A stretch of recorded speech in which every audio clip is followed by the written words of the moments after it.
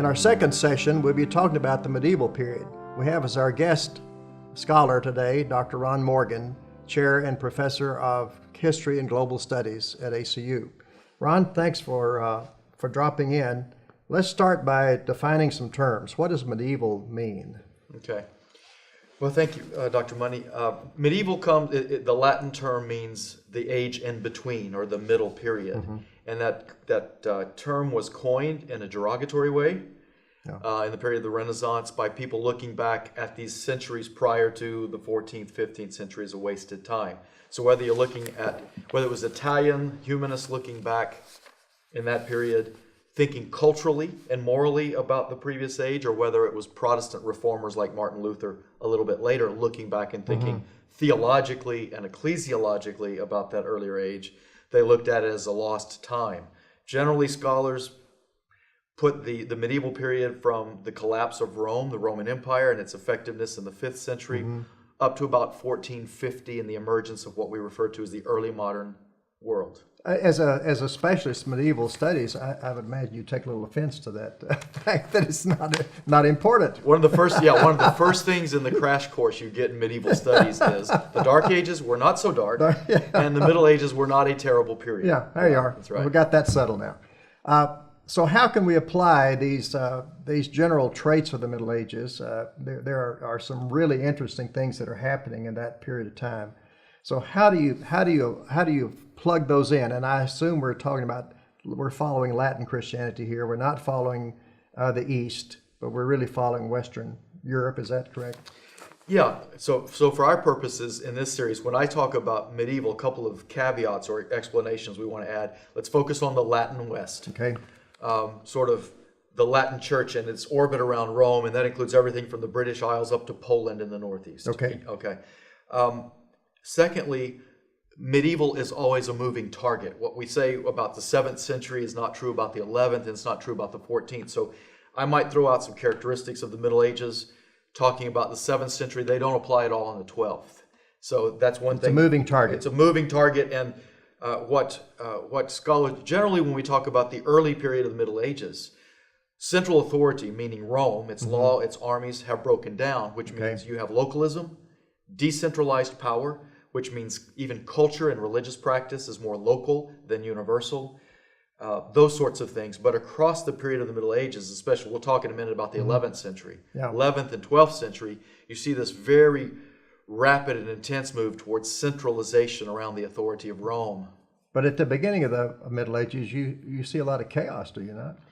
Yeah, you see, and well into the 10th century and even 11th, you see a lot of social chaos. You see a lot of warfare, banditry on the roads. So, religious chaos, ideological chaos, and even physical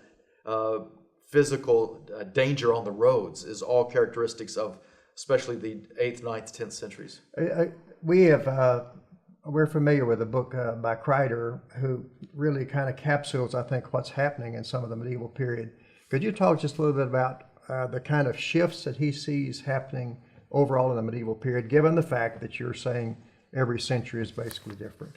Yes, and so Alan Kreider's book, The Change of Conversion and the Origin of Christendom, focuses on what scholars call the late antique world and the very beginning of the Middle Ages. He sort of covers from the 2nd century to about the 6th. So it doesn't get far into the Middle Ages. But what he's interested in is the way that the practice of preparing people for baptism and then baptizing them. So the practice of conversion, how that changed over those 4 centuries, and what that change means for the kind of Christianity that was emerging in Europe in the 6th, 7th, and 8th century. So a couple of examples about that. He's interested, he measures this, so I highly recommend this book to people. It's a very accessible, short book, and it's a great study. But he takes the case of someone like Cyprian in North Africa in the 3rd century and says, here was a rich and powerful guy. He was a political leader, and when he came to Christianity and was invited to consider it as a faith, his main problem about conversion was he was rich and he liked to wear his purple. He liked his fancy food. He liked to be higher than everyone else. And so his main challenge was the question of converting to humility and divesting himself of this material opulence. Yeah. When you get to the 5th century and someone like Clovis, a king of the Franks up in the north of France, this guy has a very short conversion period. He's not asked at all to change. He converts because he won a battle against his enemies, much like Constantine about a century and a half earlier. He just seeks baptism, shows up, receives the water, and continues to lead armies and to kill relatives who are a threat to his power. So earlier, people being converted were asked to make serious ethical changes and lifestyle changes to be converted. By the time of Clovis, he's baptized, not asked to make serious life changes, and in fact is told by a bishop, you will win battles like never before because now the Christian God is on your side. How about, you got a majority forming rapidly after Constantine and where you have really Christianity being the part of the culture. And so is it not during this time that you really have a blending to where it becomes very common and it's part of the culture? Yes, part of the culture, and that's what Kreider means with the book title when he said the origin of Christendom. So Christendom meaning a Christian realm, a Christian society, which characterizes increasingly across the Middle Ages this idea of everyone belonging to the church, going from minority, persecuted in the time of Cyprian, to a majority that increasingly across Europe in the period after Constantine, Christian rulers and bishops are able to impose Christianity on others and in fact become, in many places or points in time, they become the persecutors. So it's a real shift in power as it's represented in Christianity. How do we go from a disconnected culture to a fairly universal culture in the medieval period? I'll talk about two things. One is the rising power of popes in the 11th century, and particularly in the 11th century. But one thing prior to the rise of those popes that gives this shared culture across the Latin West is Benedictine monasticism. The rule of Saint Benedict and its increasing application in monasteries from Spain up to Germany to the British Isles means that in the 9th, 10th, 11th century, monks across, and I mean women as well, male and female monks, praying in their communities across Europe are increasingly doing it, living by the same rule and praying the same prayers. So that leads to a cultural homogenization. In terms of power and centralization, there is emergence of these papal reformers. Very famous among them was one called Hildegard, or Pope Gregory VII, who played such a role in bringing the emergence of what scholars refer to as the papal monarchy. So that popes in the 11th and 12th century are ruling like kings with their own legal bureaucracies, with their own foreign representations, their own ability to collect taxes, much like what we would call secular kings across Europe. Isn't it true that in Charlemagne in 800, that's when the Pope the Pope crowns the king? Is that? Yes, in fact, part of the ongoing struggle between church and state, to put it in simple terms, a Pope crowns Charlemagne king, or actually Holy Roman Emperor in 800, and then there's this battle. Even the historians in the next few years who wrote about that differ on what that meant. All right. But for popes, it meant popes make kings. Yeah. You have a favorite character you like to talk about, and that's the Venerable Bede. Tell me a little bit about him. Bede is fantastic. Bede is most known to us for writing a book called The Ecclesiastical History of the English Nation.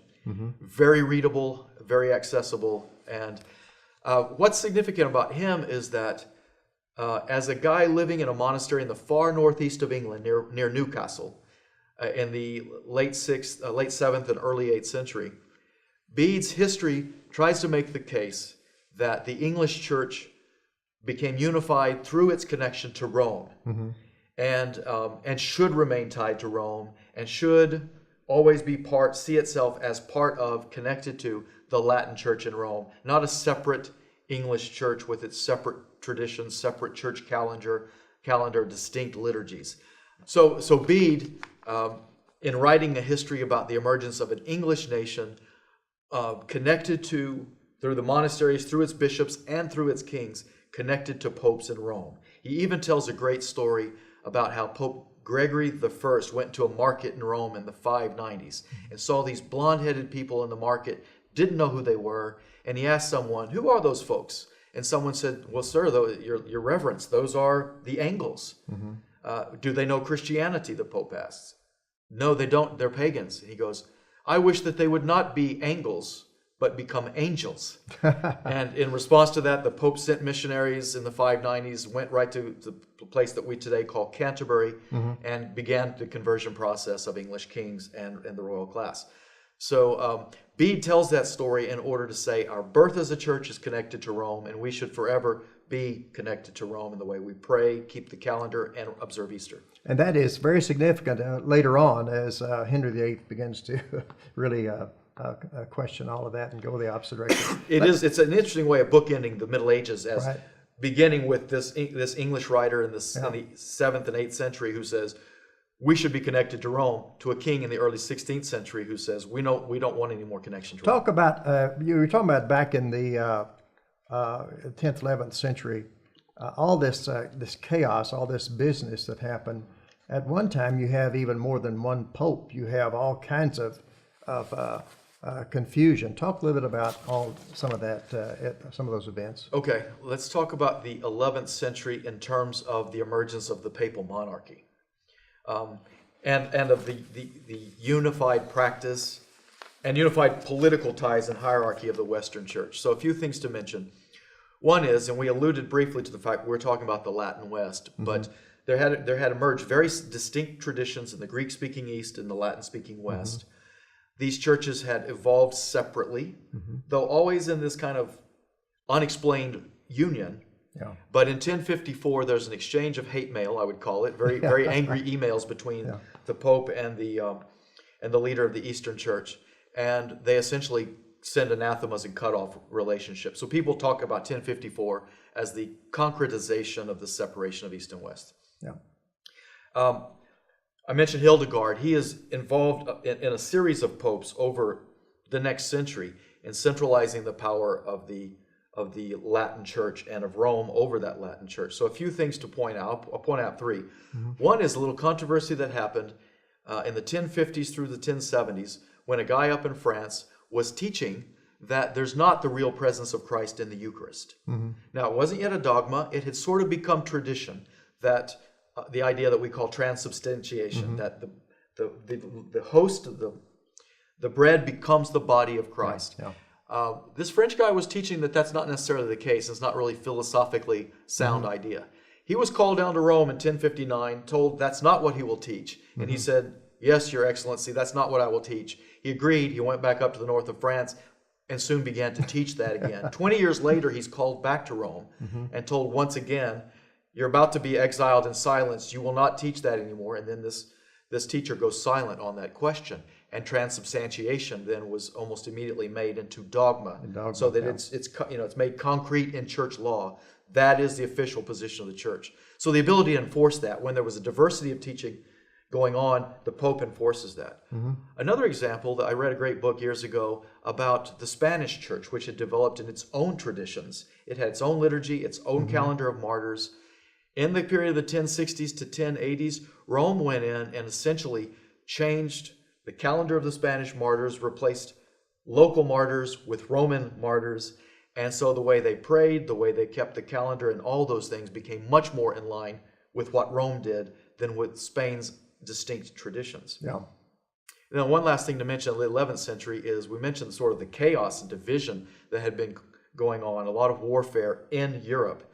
And according to our sources, a pope came along, Urban II, and thought, hey, why do we fight each other? Why don't we go fight for Jerusalem and liberate it from Muslims? So the first call to crusade in 1095 is presented, at least in several historical sources, like an initiative of a pope who went up to France at a place called Clermont and called on people to the audience there and those who might hear his voice further away to join in crusade, take up arms, don't fight each other, go to Jerusalem and liberate it for the church. One final question. What about the role of women in the medieval period? What contribution have they left for us? To me, one of the more interesting places to talk about women is in their role in monasticism, in female communities.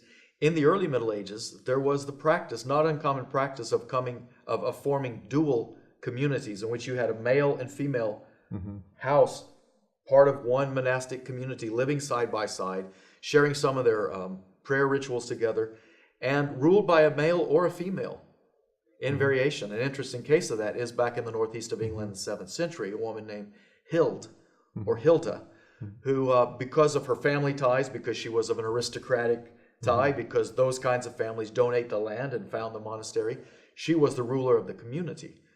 By the time you get to the 10th, the 11th, especially 11th and 12th century, not only are women not ruling in male and mixed communities, but you're seeing the breakdown of any mixed communities. They're no longer founding mixed communities. Okay. In fact, toward the later part of the Middle Ages, it became harder to get funding and donations to found religious communities for women. And so women, especially in the Low Countries, Belgium, Holland, western part of Germany, they began to form lay communities of women who wanted to live by religious principles, like a monastic life, but they were not cloistered, hidden away from the world. They were more active in terms of social work and engagement, but they had prayer life. These were called beguines, and their communities called beguinage. And you can still visit a lovely one in Bruges in the west of Belgium.